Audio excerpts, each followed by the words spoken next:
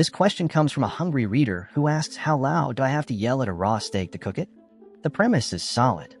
Sound is just vibrating air molecules, and vibration is kinetic energy. When sound waves hit an object, some of that energy is absorbed and turns into heat.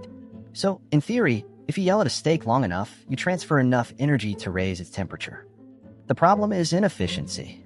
Sound is terrible at heating things. A normal conversation generates barely enough power to heat a single bacteria. Even if you got everyone on Earth to scream at a steak simultaneously, it would cool down from room temperature faster than the sound could heat it up. But the question isn't if we can do it, it's how loud we need to be. We need more power. As you increase the volume, things get uncomfortable fast.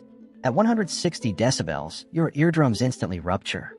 At 180 decibels, the sound pressure starts to cause necrotic tissue damage. And then you hit the wall at 194 decibels.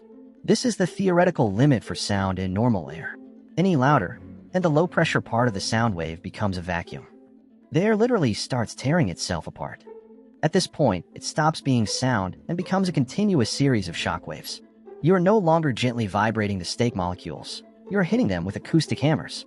To actually cook the steak quickly, we need to go way past 194 dB. We need acoustic energy densities usually found inside rocket engines. If you blasted the steak with this level of acoustic power, the good news is the steak would technically briefly pass through medium rare temperature. The bad news is it would do so milliseconds before being atomized into a fine red mist, along with the table, the kitchen, and your eardrums. You should probably stick to the grill.